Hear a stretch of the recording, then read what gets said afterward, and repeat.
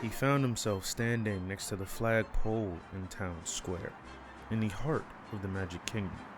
How had he gotten here? He had no idea. His last memory was climbing into bed. It felt like only minutes earlier.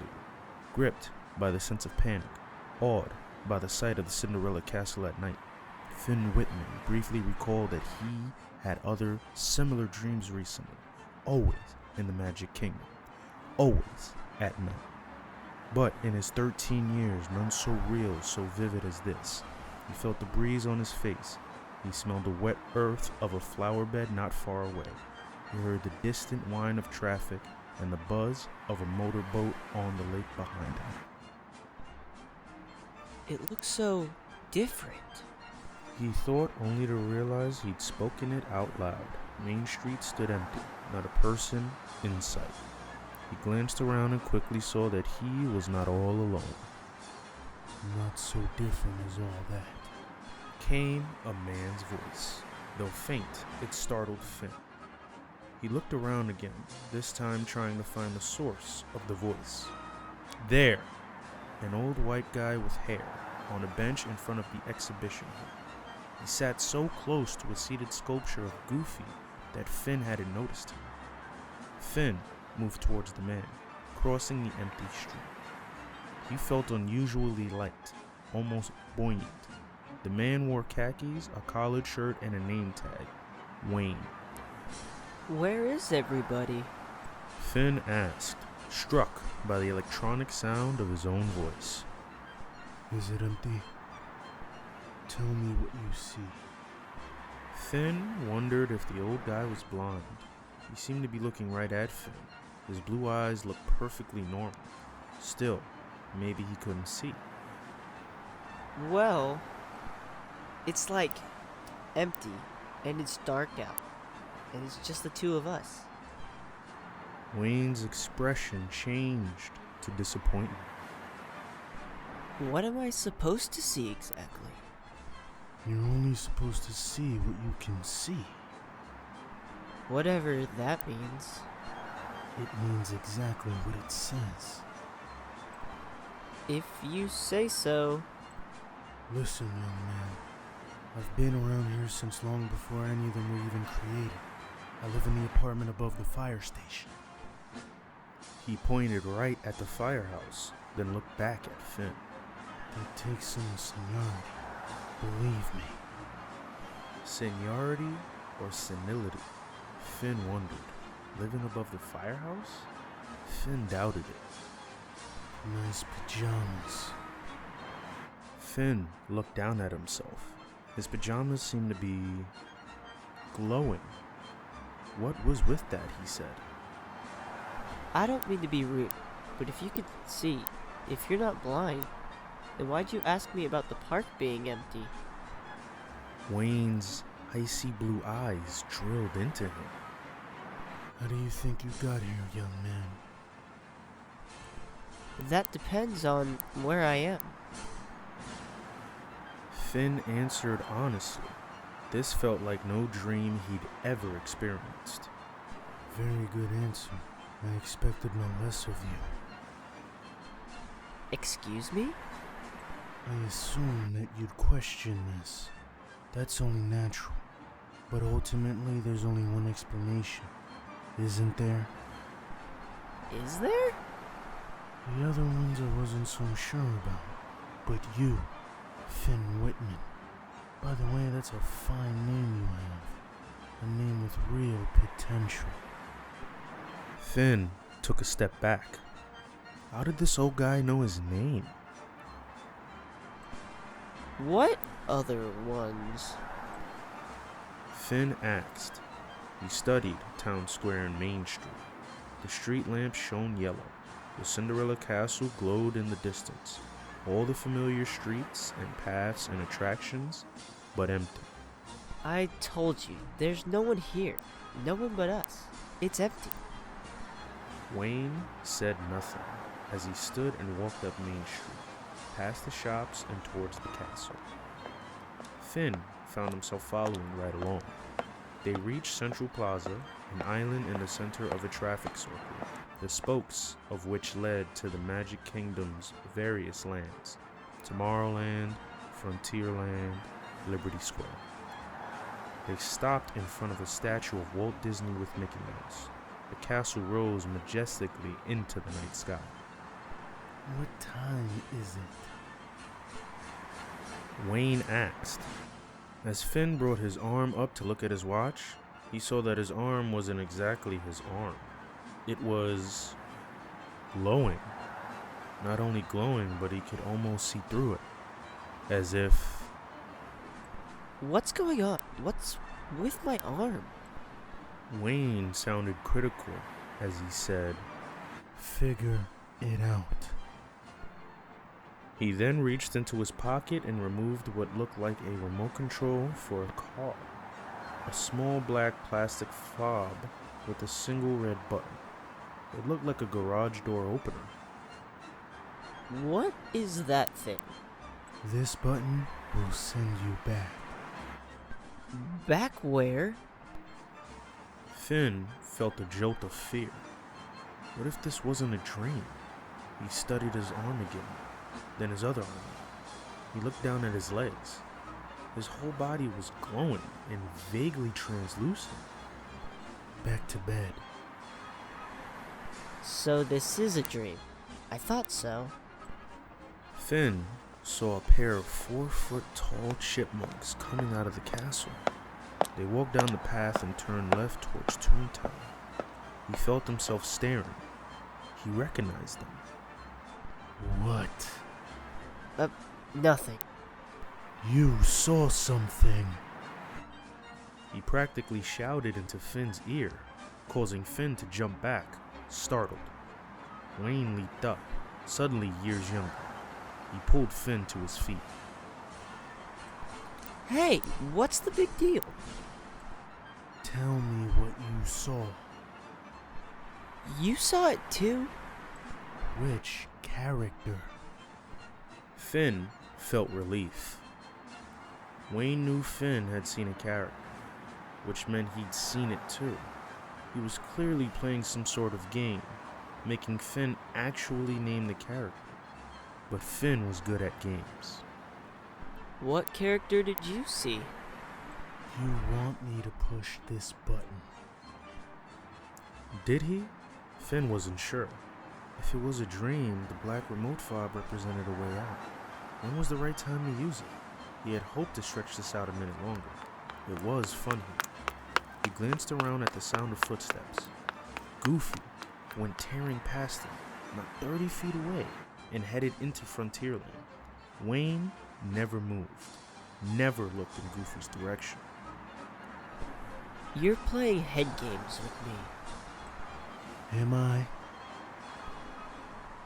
Goofy. Are you calling me Goofy? I've been called worse. Wayne studied Finn. His old leathery face brightened as he said, You saw Goofy. maybe Wayne needed a hearing aid. He seemed prone to fits of shouting. Finn backed off. Yeah, so what? You would have too if you'd bothered to look. Wayne probably couldn't hear all that well. He obviously hadn't heard Goofy's footsteps because he hadn't turned towards the sound. Finn decided to test Wayne. Chip and Dale. You saw them, right? You saw Chip and Dale? He made it sound like Finn had won the lottery. What was with that? This is getting a little weird. I think I want to go back now. Finn heard himself repeat some of what Wayne told him, though the words didn't fit into his mouth all that well. It sounded like someone else was doing the talking. I'll push this button if you like, but I have to warn you. Wayne fiddled with the name tag pinned to his uniform. Warn me about what? What you'll be missing. The park after dark, basically all to yourself. The attractions operate day and night. Not many people know that. Now I know I'm dreaming. But you aren't. Are you forgetting your arm? Finn studied his arm once more. I'll admit, that is interesting. It's almost like Finn caught himself. Like you're glowing? Wayne said in an all-knowing, I told you so tone of voice. am I? What might account for that? Finn understood somehow that a lot hung on his answer. His imagining this place or dreaming it or whatever was happening to him. His ability to stay here, to return, he wasn't quick to answer. He didn't want to face what Wayne was suggesting. I give up. No, you don't. You would have never been chosen for this if you were the kind who gives up on things. You're a finisher, Finn. That's what I liked about you from your first audition tape. Stunned by what the old guy had just said, Finn felt his mouth go dry. How did Wayne know about his audition tape? Exactly how complicated could a dream get? Who are you? I'm Wayne. I work here. I was one of the first people hired by Walt Disney to imagine this park. The rides, the attractions.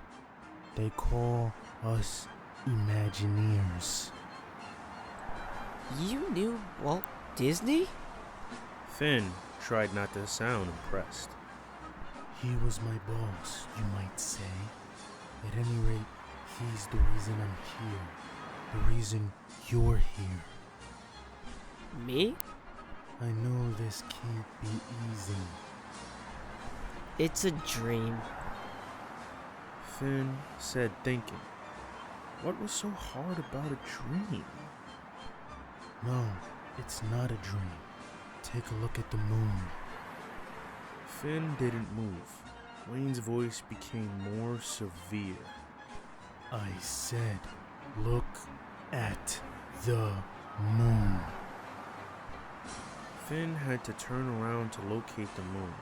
A half moon, like a crooked smile, hung well above the horizon.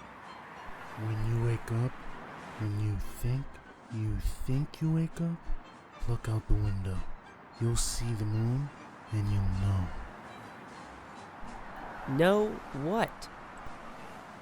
That you were here, sitting in Disney World with an old guy named Wayne. You're telling me this isn't a dream. Finn felt his words catch in his throat. We've got a problem. A big problem. A problem that affects not only the park, but the world outside the park. We call them overtakers. The what? Finn did not like the sound of that.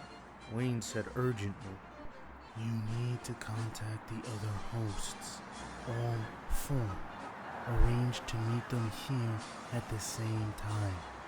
That will mean all of you going to bed, going to sleep, fairly closely to the same time, within half an hour of one another. Tell them that. That should work, I think. What are you talking about? There's a fable, a story, a puzzle of sorts that was left in case of a problem like this. It's called the Stonecutter's Quill. A problem like what?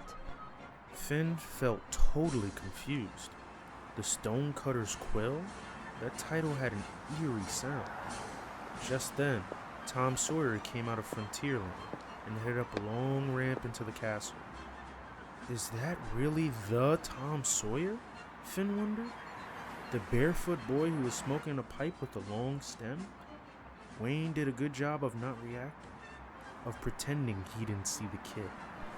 The puzzle has to be solved to be understood. It has to be understood to be any use to us. He paused and looked over at Finn. It felt to Finn as if Wayne were looking right through him. You're going to solve it. Me? The 5 of you. Finn jumped away from the man. Again, he thought, how complicated could a dream get? If Wayne was only part of the dream, how could he possibly know about the other 4 hosts? How could he talk about Finn's audition tape the way he had? It was all related, all rolled into one, but Finn couldn't sort it out. You're talking about MGM Studios. Of course I am. You see, I knew you were the right one. You're the leader, Finn. I don't have the slightest clue what you're talking about. Nice try, but of course you do. You know exactly what I'm talking about. You don't just want to face it. Perfectly understandable. That will change. A fable. Finn said, testing himself again. Could a dream remember itself? The moon. Don't forget the moon. I won't. All 5 of you. I need you together. Here. All in the same place at the same time. I can explain it to you then. Once as a group. Just the one time. You can decide as a group to help us or not. Us? I'll explain that as well. This is the weirdest dream I've ever had. Finn said, not realizing he was shouting. You'll get over it. He raised his right hand, the one carrying the black remote control file, and pressed the button with his thumb. Finn awoke, sitting in his bed. His bedside clock read 2:07 a.m. He collected himself, checked his surroundings. He reached out and touched the glass of water next to the clock. Just the feel of it was reassuring. Thank goodness, he thought. A dream, he wondered? Whoa. He heard himself say aloud. What a dream. This time his voice sounded more the way it always sounded, which reminded him of how thin and electronic it sounded in the park. Whoa. He repeated, just to hear himself say it. He scratched an itch on his head and another on his belly. That felt better. He lay back down, his head on his pillow, his green eyes open wide in the dark room. All at once, Finn spotted a shaft of light, bluish light on the ceiling. It was in the shape of a blade. Moonlight. Finn slipped out of bed with trepidation. He crept toward the window, afraid to look. The closer he got, the more his face was bathed in the pale light seeping through a small crack in the curtains. He raised his arm and caught sight of his watch. His arm appeared solid. It did not glow and shimmer the way it had while he was with Wayne. That came as a relief. Finn parted the curtains. There, out the window, hanging in the exact same place in the sky where Wayne had pointed it out to him, Finn saw the curving smile of a half moon. Could he have known this in his sleep? How? He looked again. The moon seemed to be laughing at him.